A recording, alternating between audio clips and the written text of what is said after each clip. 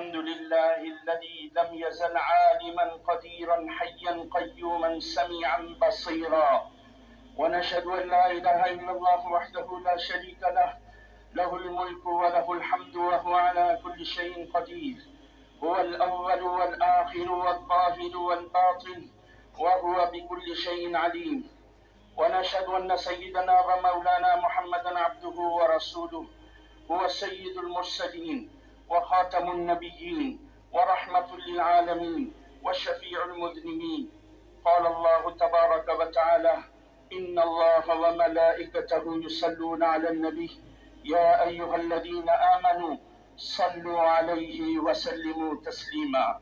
اللهم صل على سيدنا ومولانا محمد عدد معلوماتك ومداد كلماتك، وكذلك على جميع الأنبياء والمرسلين وعلى الملائكة المقربين وعلى عباد الله الصالحين برحمتك يا أرحم الراحمين، لا سيما على أول الخلفاء أبي بكر الصديق رضي الله عنه، وعلى ثاني الخلفاء سيدنا عمر بن الخطاب رضي الله عنه، وعلى ثالث الخلفاء سيدنا عثمان بن عفان رضي الله عنه، وعلى رابع الخلفاء أمير المؤمنين سيدنا علي بن أبي طالب رضي الله عنه، وعلى العمين المكرمين سيد الشهداء سيدنا حمزة وسيدنا العباس رضي الله عنهما، وعلى سيدي شباب أهل الجنة سيدنا الحسن وسيدنا الحسين رضي الله عنهما،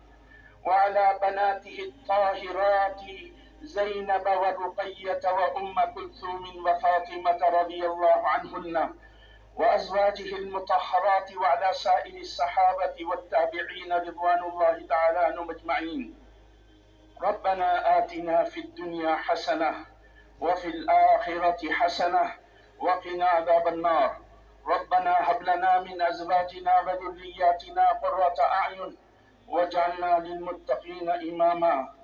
اللهم آت نفوسنا تقواها وزكها أنت خير من زكاها، أنت وليها ومولاها. اللهم اغفر لنا ذنوبنا كلها، دقه وجله وأوله وآخره وعلانيته وسره. اللهم اغفر للمؤمنين والمؤمنات والمسلمين والمسلمات الأحياء منهم والأموات. اللهم أخرج الأمة المحمدية كلها من الظلمات إلى النور، ومن أنواع الشر إلى أنواع الخير بقدرتك يا رب العالمين. اللهم تجاوز عن أمة حبيبك صلى الله عليه وسلم. اللهم وحد أمة حبيبك صلى الله عليه وسلم. اللهم انصر الإسلام والمسلمين. اللهم إن مغفرتك أوسع من ذنوبنا، وإن رحمتك أرجى عندنا من أعمالنا. اللهم لا تقتلنا بغضبك ولا تهلكنا بعذابك، وعافنا قبل ذلك. اللهم أصلح لنا ديننا الذي هو عصمة أمرنا، وأصلح لنا دنيانا التي فيها معاشنا، وأصلح لنا آخرتنا التي إليها معادنا، واجعل الحياة زيادة لنا في كل خير، واجعل الموت راحة لنا من كل شر. اللهم إنا نسألك من الخير كله عاجله وآجله ما علمنا منه وما لم نعلم، ونعوذ بك من الشر كله عاجله وآجله ما علمنا منه وما لم نعلم. اللهم بارك لنا في رجب وشعبان وبلغنا رمضان. اللهم إنا نعوذ بك من الفتن ما ظهر منها وما بطن. اللهم إنا نعوذ بك من الحول بعد الكون. اللهم إن كنت كتبتنا بالسعادة فأثبتنا فيها، وإن كنت كتبتنا بالشقاوة فامحنا منها، فإنك تثبت ما تشاء وتمحو ما تشاء، وعندك أم الكتاب.